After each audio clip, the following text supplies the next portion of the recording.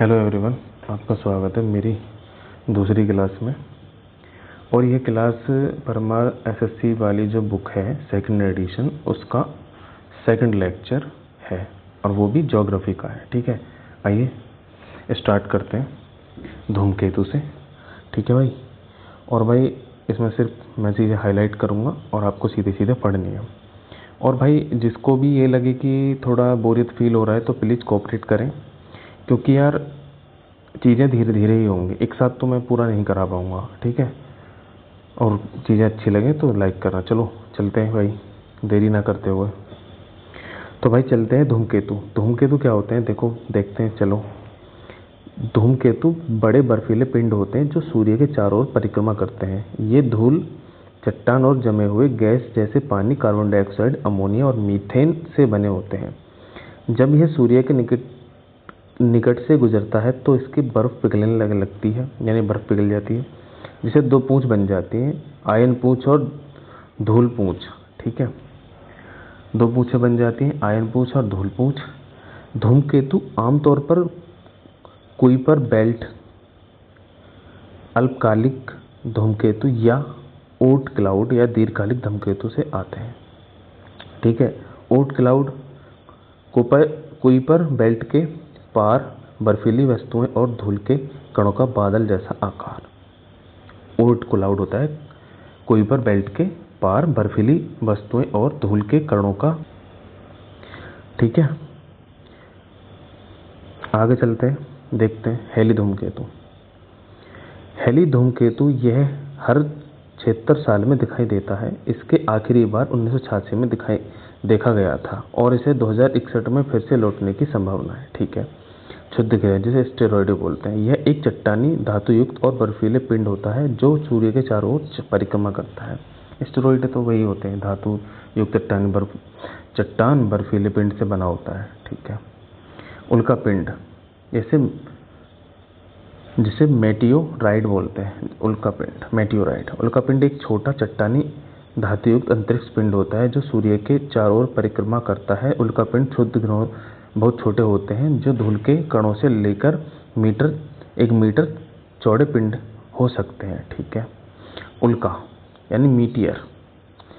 जब एक उल्का पिंड पृथ्वी के वायुमंडल या मध्यमंडल से प्रवेश करता है तो यह जलकर एक रोशनी की लकीर छोड़ता है, जिसे उल्का या टूटता तारा कहा जाता है। अच्छा, जैसे हम बोलते हैं कि इससे मन्नत मांग लो, वो उल्का पिंड होता है जो टूटता है और जलता दिखाई देता है। उल्का बौछार नाम क्वाड्रेटिड्स जनवरी के पहले महीने में दिखाई देता है। ठीक है, जनवरी के पहले महीने में दिखाई देता है उल्का क्वाड्रेटिड्स। ठीक है भाई, नेक्स्ट चलते हैं। उल्का पतित, मेटियोराइट्स। यदि कोई उल्का पिंड मेटियोराइट्स वायुमंडल से गुजरते हुए बच जाता है और पृथ्वी की सतह से टकराता है तो वह उल्का पतित मेटेओराइट कहा जाता है। उल्का पतित मेटेओराइट क्या कहता है भैया? जो पृथ्वी से सीधा टकरा जाता है, मतलब वायुमंडल से गुजरते हुए बच जाता है और फिर पृथ्वी से टकरा जाता है, उसे उल्का पतित कहा जाता है। ठीक है, जैसे इसमें दिखाया गया है, जैसे भैया इसमें दिखाया गया है कि ये उल्का पिंड है जो पृथ्वी के चारों ओर जा रहा है, मतलब पृथ्वी से टकरा रहा है और उल्का वर्षा हो रही है यहाँ पे। ये क्षुद्र ग्रह का है, क्षुद्र ग्रह है जो धूल चट्टान से बने धूमकेतु है। ठीक है, ये बौना ग्रह है। ठीक है भाई, चलो आगे चलते हैं। तारामंडल। तारामंडल देखते हैं क्या है।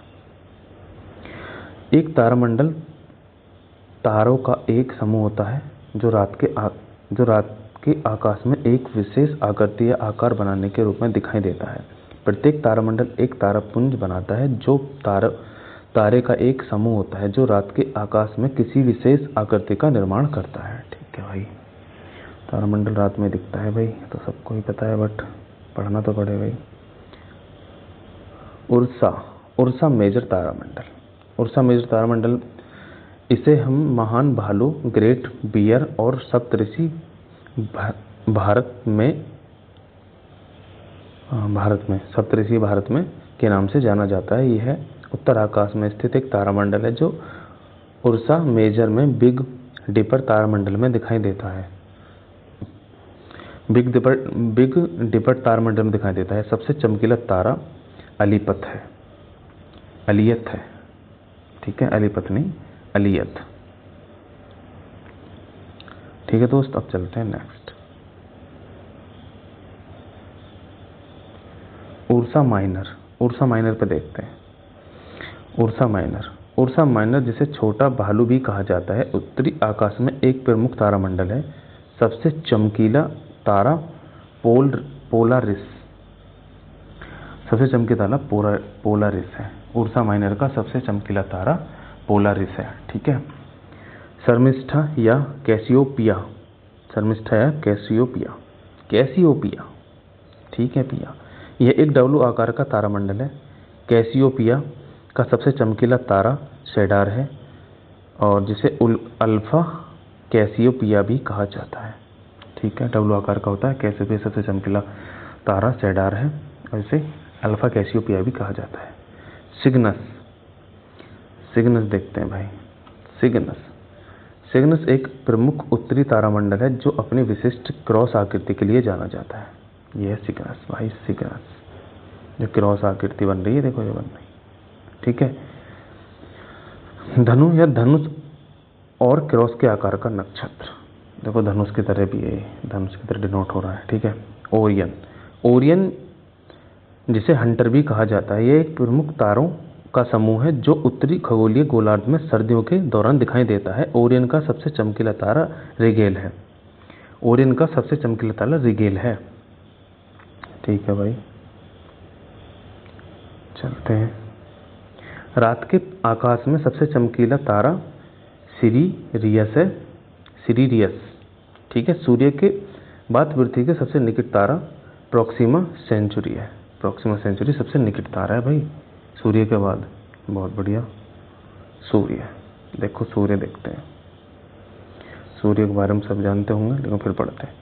हमारे सौरमंडल का एकमात्र तारा और सौरमंडल की ऊर्जा का स्रोत है। ठीक है भाई। सूर्य अपने केंद्र में परमाणु संलयन के माध्यम से अपना प्रकाश उत्पन्न करता है, जहां अत्यधिक उच्च तापमान 15 मिलियन डिग्री सेल्सियस और दबाव के कारण हाइड्रोजन परमाणु टकराते हैं और हीलियम में परिवर्तित हो जाते हैं। ठीक है, तो बिल्कुल हीलियम में परिवर्तित हो जाते हैं। यह मुख्य रूप से हाइड्रोजन 73%, हीलियम 25-28% और अन्य गैसों से बना है। बहुत बढ़िया, आगे देखते हैं। यह हमारे सौरमंडल के द्रव्यमान का लगभग 99% वहन करता है। सौरमंडल का 99% वहन करता है। सूर्य और सौरमंडल पर इसका प्रभाव अध्ययन करने वाले विज्ञान को हेलियोफिजिक्स कहा जाता है। ठीक है, हेलियोफिजिक्स कहा जाता है। पृथ्वी से लगभग 15 करोड़ किलोमीटर यानी 149.6 मिलियन किलोमीटर की दूरी पर स्थित है। 15 करोड़ किलोमीटर दूर से इतना प्रकाश देता है भाई। अगर पास होता तो ऐसे कर देता। प्रकाश को 3 लाख किलोमीटर प्रति सेकंड की गति से पृथ्वी तक पहुंचने में लगभग 8 मिनट 20 सेकंड का समय लगता है। ठीक है। सूर्य की सतह का तापमान 58,000 या 5600 डिग्री सेंटीग्रेड होता है। तापमान का केंद्र 15.7 मिलियन के है। ठीक है, नॉट के मीन्स केल्विन है। किसी तारे का सूर्य का जीवन चक्र, किसी तारे या सूर्य का जीवन चक्र आगे देखते हैं कितना होता है। देखो भाई, ये हमारा सूरज है, ये निहारिकाएं हैं, उच्च द्रव्यमान वाला सिरिस है, लाल सुपर दानव है, सुपरनोवा एरी, न्यूट्रॉन तारा ये है। ठीक है, ब्लैक होल है भाई ये, इसमें प्रकाश भी चला जाता, वो भी नहीं आता। श्वेत बोना है ये, ग्रह निहारिका है, लाल दानव है। ऐसे करके दिखा दिए, पहले ऐसे घूमे गए। ठीक है दोस्त, आगे चलते हैं। भाई ये रहा। सूर्य सहित किसी भी तारे का जीवन चक्र मुख्य रूप से उसके द्रव्यमान द्वारा निर्धारित होता है। कम द्रव्यमान वाले तारे अरबों वर्षों तक जीवित रहते हैं, जबकि मध्य द्रव्यमान वाले तारे कुछ समय लगभग 10 से 12 अरब वर्ष तक जीवित रहते हैं। ठीक है।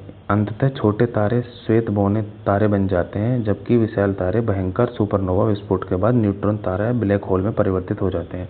वो जो चित्र दिखाया था उसमें सारी चीज़ें हैं भाई। जो होता है तारिकें निहारिकाएं, तारों का जन्म स्थान गैस और धूल के बादल, ठीक है। निहारिका में तारों का जन्म स्थान होता है, इसमें गैस और धूल के बादल होते हैं, इससे ज़्यादा कुछ नहीं होता है। औसत तारा। सूर्य के वर्तमान अवस्था लगभग 4.6 अरब वर्ष पुराना, अपने लगभग 10 अरब वर्ष जीवन काल के आधे रास्ते पर, ठीक है। औसत तारा। लाल विशालकाय तारा। जब हाइड्रोजन समाप्त हो जाता है तो सूर्य का एक अत्यधिक विस्तार होता है, जिससे बाहरी परत झड़ जाती है। बाहरी परत झड़ रही है, देखो फिर देखते हैं भाई। ग्रहीय निहारिका। बाहरी परतें हट जाती हैं, जिससे गर्म कोर बच जाता है, ठीक है। श्वेत बोना तारा। सूर्य के कोर का घना धुंधला अवशेष। ओहो, श्वेत बोना तारा सूर्य का घना धुंधला अवशेष होता है। देखो कहाँ पे, अब दिखाता हूँ। जो भाई यहाँ की बात हो रही है, इसमें की बात हो रही है, श्वेत घना तारा ये जो बन जाता है इस पे की टोटल इसकी बात हो रही है। लाल दानव, सुपरनोवा, न्यूट्रॉन, श्वेत बोना, ठीक है दोस्त। अब चलते हैं, इसको जूम कर देता हूँ।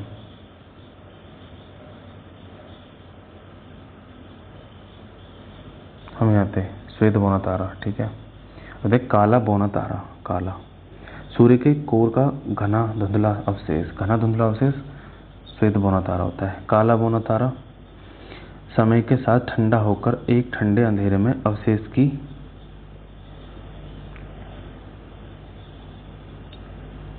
अवशेष में विलीन हो जाता है, ठीक है। काला बोना तारा समय के साथ ठंडा होकर एक ठंडे अंधेरे अवशेष में विलीन हो जाता है। सूर्य की परतें। सूर्य की परतें होती हैं कोर, विकिरण क्षेत्र, संवहन क्षेत्र, प्रकाश मंडल। सबसे बाहरी दृश्यमान भाग होता है प्रकाश मंडल। ग्रहण सूत्र मंडल। कोरोना सबसे गहरी परत होती है, जो आंखों से दिखाई नहीं देती है, अत्यंत गर्म होती है और केवल सूर्य ग्रहण के दौरान ही दिखाई देती है, ठीक है भाई। ये होता है, ये है भाई सूर्य का, देख लो। ये है भाई कोरोना, पहला ये है कोरोना। संक्रमण है भाई क्षेत्र से, ये येलो कलर का, ठीक है। वर्णमंडल है ये रेड कलर का। संवहन क्षेत्र ये, ठीक है। विकिरण क्षेत्र ये, मुख्य केंद्र ये जो दिखाई नहीं देता है, ठीक है दोस्त। आगे चलते हैं।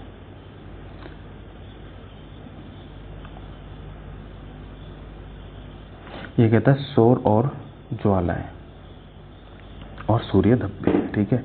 सौर ज्वालाएं ये सूर्य पर चुंबकीय गतिविधियों के कारण होने वाले विकिरण के अचानक विस्फोट से होते हैं। ऊर्जा के अल्पकालिक शक्तिशाली विस्फोटक, ठीक है। सौर ज्वालाएं जो होती हैं सूर्य पर चुंबकीय गतिविधि के कारण होने वाले विकिरण के अचानक विस्फोट से होते हैं, ठीक है। सौर पवन यह सूर्य के कोरोना से अवशोषित कणों का एक निरंतर प्रवाह है। कणों का स्थिर व निरंतर प्रवाह क्या है? सौर पवन है। सूर्य धब्बे ये सूर्य की सतह पर ग्रह के आकार के अस्थायी गहरे रंग के क्षेत्र होते हैं, जो तीव्र चुंबकीय गतिविधि के कारण बनते हैं, जो ऊष्मा स्थानांतरण को बाधित करती हैं, जिससे वे आपस में प्रकाश मंडल की तुलना में ठंडे होते हैं, ठीक है। चुंबकीय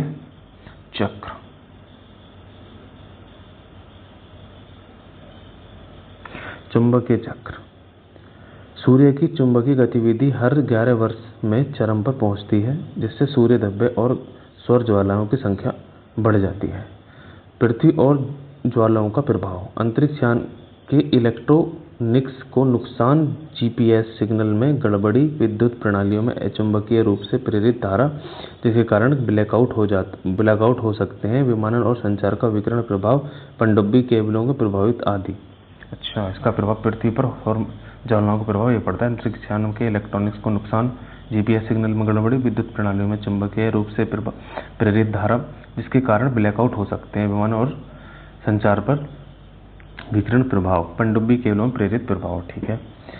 जब और सौर ज्वालाएं, सौर पवन पृथ्वी के चुंबकीय क्षेत्र के साथ परस्पर क्रिया करते हैं तो वे आवेशित कणों में फंसा लेते हैं, जिससे पृथ्वी के चारों ओर वैन एलन विकिरण बेल्ट का निर्माण होता है, ठीक है। वैन एलन बेल्ट का विकिरण का निर्माण होता है। सौर ज्वालाएं और कोरोना मास इंजेक्शन में अंतर। ठीक है, दोनों घटनाएं सूर्य पर चुंबकीय पुनर्संयोजन के कारण होती हैं, लेकिन CMI में भौतिक पदार्थ का निष्कासन शामिल होता है, जबकि सौर ज्वालाएं मुख्य रूप से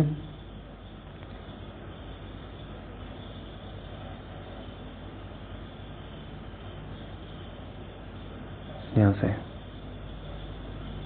सौर ज्वालाएं मुख्य रूप से प्रकाश और उच्च ऊर्जा के कणों के विस्फोट होते हैं। हालांकि ये अक्सर एक साथ घटित होती हैं, लेकिन स्वतंत्र रूप से भी घटित हो सकती हैं। ठीक है, एक साथ भी घटित हो सकती हैं, स्वतंत्र रूप से घटित हो सकती हैं। अरोरा, चूंकि पृथ्वी का चुंबकीय क्षेत्र ध्रुवीय क्षेत्र से कम होता है, इसलिए सूर्य की सौर ज्वालाएं ध्रुवों पर वायुमंडल से टकराती हैं, जिससे उत्तरी ध्रुव अरोरा बोरेलिस और दक्षिणी ध्रुव अरोरा ऑस्ट्रेलिस दोनों इस तरह के प्रकाश से घटना उत्पन्न होती है। देखो भाई, सौर पवन,